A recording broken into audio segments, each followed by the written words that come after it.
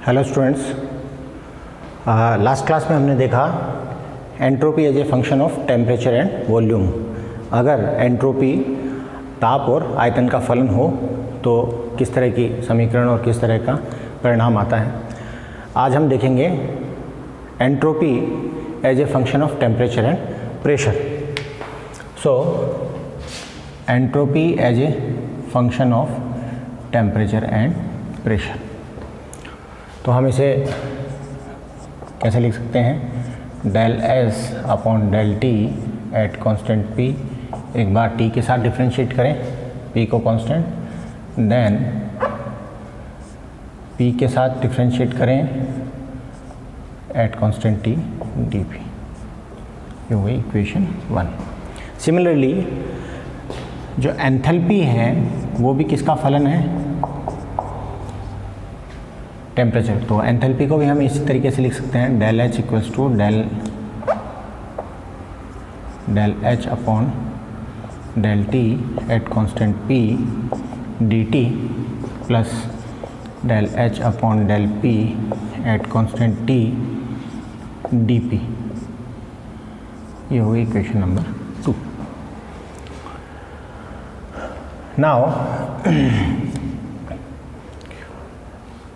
First law में हमने आगे देखा कि H एंथैल्पी होती क्या है। एंथैल्पी होती है E प्लस पी वी घटक। प्रेशर, किसी भी स्टेट में प्रेशर और वॉल्यूम का multiple plus E internal energy, वो होती है कुल ऊर्जा या complete heat content of system या एंथैल्पी। इसको अगर डिफ्रेंशिएट करूँ तो मैं लिखूँगा D H equals to D E plus P D V plus V D P. And from float, first law of thermodynamics, हमें पता है D E equals to D Q, अगर रिवर्सिबल प्रोसेस हो तो reversible, D W. D W क्या होता है, P D we. और ये हमने लास्ट क्लास में भी देखा था। और एंट्रोपी जब हमने देखा तो एंट्रोपी होती क्या है, एंट्रोपी होती है d q reversible divided by T. तो T D S equals to क्या हो गया, डी क्यू रिवर्स, तो यहाँ से आ गया T D S. So D E equals to, ये वैल्यू हम यहाँ पुट कर दें तो हमें मिलेगा D H equals to T D S minus P D V plus P D V plus V D P. P D V ख़त्म, तो आपके पास बचा D H equals to T D S plus V D P. ये हो गई equation number 3। अब आप 2 और 3 को अगर आप देखें तो इनका लेफ्ट हैंड साइड बराबर है, तो इनका राइट हैंड साइड भी क्या होगा, बराबर होगा। तो फ्रॉम 2 and 3 क्या लिख सकते हैं हम लिख सकते हैं T D S minus plus V D P equals to del H upon del T at constant P D T plus del H upon del P at constant T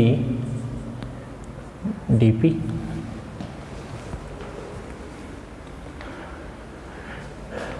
now V D P हम उधर ले जाएं तो बचा T D S equals to del H upon del T at constant P D T plus del H upon del P at constant T D P minus V D P.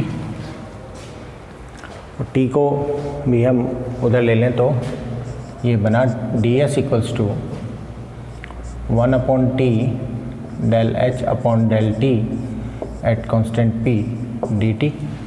यहाँ D P common लिया जा सकता है, तो बचा del H upon del P at constant T minus V, common आ गया D P and 1 upon T.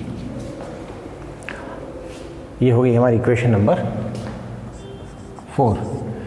अब आप देखें इक्वेशन नंबर 4 और इक्वेशन नंबर 1 दोनों का left hand side entropy change को बता रहा है टेम्परेचर और प्रेशर के रेस्पेक्ट में, टेम्परेचर और प्रेशर के रेस्पेक्ट में।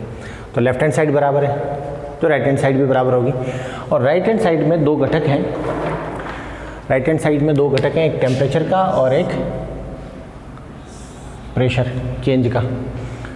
तो हम उन दोनों को क्या कर सकते हैं, कंपेयर कर सकते हैं। तो टेम्परेचर का अगर हम कंपेयर करें तो आएगा 1/T del H upon del T at constant P equals to del S upon del T at constant P। इसको दे दें इक्वेशन नंबर 5। और प्रेशर चेंज का जो है उसको कंपेयर करें तो आएगा 1/T del H upon del P at constant T minus V equals to del S upon del P at constant T। Rearrange करें, ये हुई आपकी इक्वेशन नंबर 6। इनको रीअरेंज करते हैं तो del H upon del T at constant P equals to del S upon del T at constant P into T। और इसका अरेंजमेंट करें तो V उधर ले जाएं हम,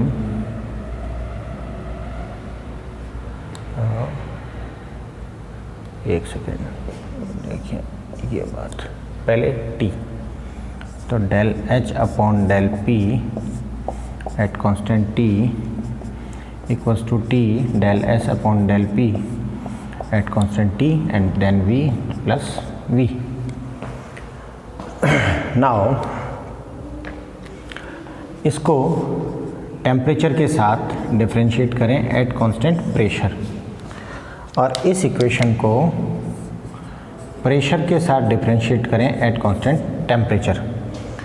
तो क्या रिजल्ट आता है, तो आप इसको देखें, ये हो गया del square H upon del P del T equals two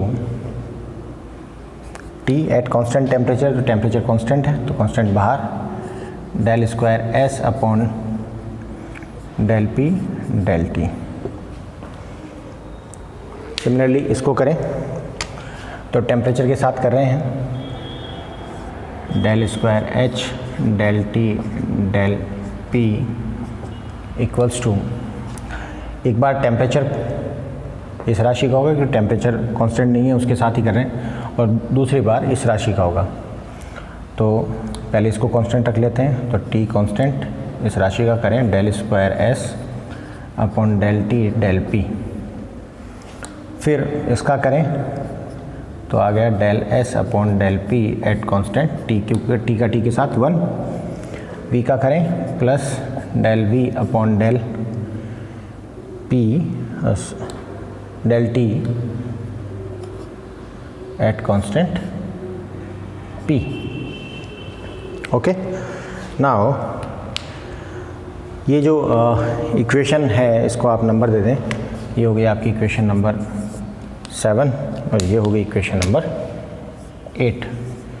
equation 7 और 8 को देखें आप तो लेफ्ट हैंड साइड तो इक्वल है और ये कंपोनेंट यहाँ है। अगर 8 में से 7 आप माइनस करें तो क्या फिगर आउट होता है, देखें।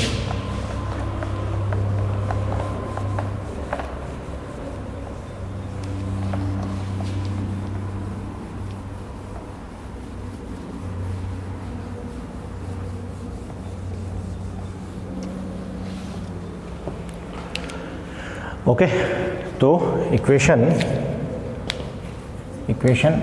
8 माइनस 7, इसमें से ये माइनस हो जाएगा, इसमें से ये माइनस हो जाएगा, क्या बचा, बचा del S upon del P at constant T plus del V upon del T at constant P equals to 0 और del S upon del P at constant T equals to minus del V upon del T at constant T। इसको दे दें equation number 9 and from equation 5 देखें आप, equation 5 से हम लिख सकते हैं del S upon del T at constant P equals to 1 upon T. ये जो राशि है del H upon del T at constant P, ये होती है सी पी। कैसे? At constant pressure H equals to E plus P V क्या हो जाएगा, D H equals to D E plus P D V plus V D P जो है वो जीरो हो जाएगा। क्यों? क्योंकि P कांस्टेंट है। और ये किसके बराबर होता है? ये बराबर होता है डी क्यू पी के, और D Q P divided by D T ये होता है सी पी, और डी क्यू पी बराबर है डी एच के, तो ये बराबर हो गया D H upon D T at constant pressure.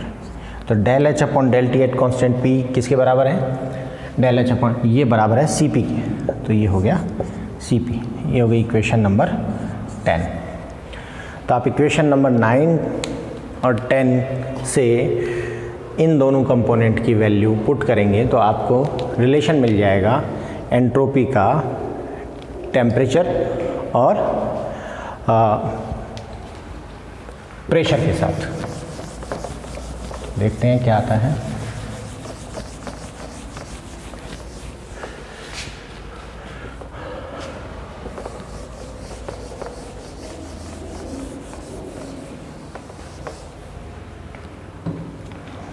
तो रिलेशन निकल के आता है D S equals to C P upon T D T minus del V upon del T at constant P into D P. तो ये relation, ये हो गई हमारी इक्वेशन नंबर 11, और ये रिलेशन है एंट्रोपी का टेम्परेचर और प्रेशर के साथ। अब यहाँ से आप देखें, अगर Cp की बात करें तो Cp ऑलवेज पॉजिटिव होता है, क्योंकि अगर कांस्टेंट प्रेशर पे आप 1 डिग्री टेम्परेचर बढ़ाना चाहते हो तो आपको सिस्टम का टेम्परेचर राइज करना पड़ेगा। तो टेम्परेचर राइज होगा, ये तो ये भी पॉजिटिव है, और टेम्परेचर भी राइज होगा, हीट भी राइज होगी और टेम्परेचर भी राइज होगा, तो दोनों कंपोनेंट पॉजिटिव हैं, तो Cp पॉजिटिव होता है। टेम्परेचर जो है केल्विन स्केल पे ऑलवेज पॉजिटिव होता है, तो ये भी पॉजिटिव। तो this whole quantity is positive. That means at constant pressure अगर आप टेम्परेचर राइज करते हैं तो पार्टिकल्स में अव्यवस्था बढ़ेगी, दैट मीन्स एंट्रोपी बढ़ेगी। अब आप दूसरी तरफ देखें कि आपने प्रेशर कांस्टेंट किया, टेम्परेचर राइज किया, तो वॉल्यूम क्या होगा? राइज होगा, तो ये भी पॉजिटिव, ये भी पॉजिटिव, और लेकिन बाहर साइन क्या है? नेगेटिव। दैट मीन्स कि कांस्टेंट टेम्परेचर पे आप अगर प्रेशर राइज करेंगे तो एंट्रोपी रिड्यूस होगी। और ये आप वैसे भी देख सकते हैं कि ताप अगर आप चेंज ना करें, आप गैस को प्रेशराइज करें तो वो किस में कन्वर्ट हो जाएगी?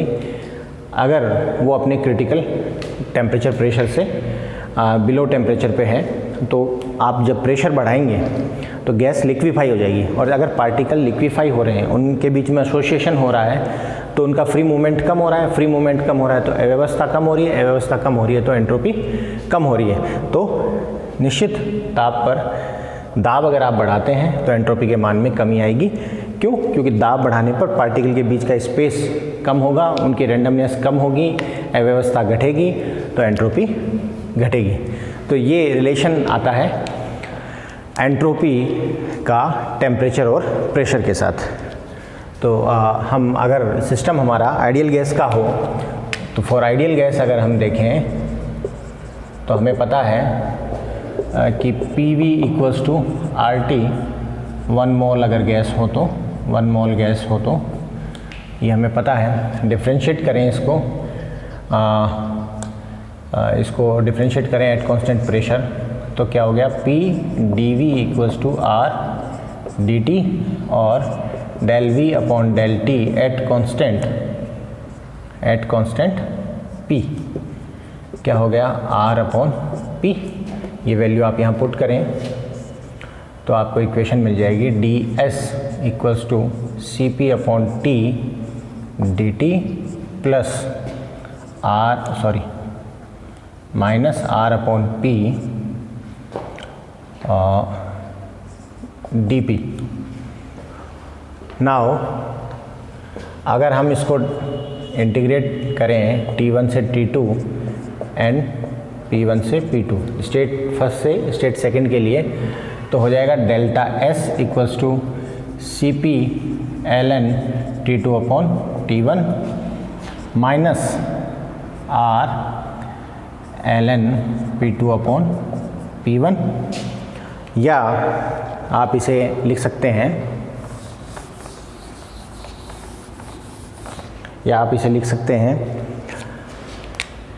Delta S equals to CP ln T2 upon T1 plus R ln P1 upon P2।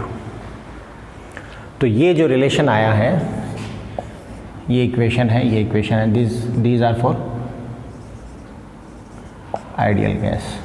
और ये रिलेशन ये सॉलिड, लिक्विड और गैसेस तीनों पे अप्लाई होता है। क्यों? क्योंकि ये अवस्था के चरों की फॉर्म में ही है और यहाँ क्या हो गया, गैस कांस्टेंट आ गया, तो ये सिर्फ गैसेस स्टेट पे लागू होगा। और वो भी हमने जो इक्वेशन यूज़ की है वो आइडियल गैस की यूज़ की है। दैट मीन्स ये इक्वेशन सिर्फ किस पे लागू होगी, आइडियल गैस पे लागू होगी। तो ये था entropy as a function of temperature and pressure. अगर एंट्रोपी ताप और दाब का फलन हो तो ताप और दाब के फलन में इस तरह की समीकरण हमारे सामने आती हैं। Okay, thank you.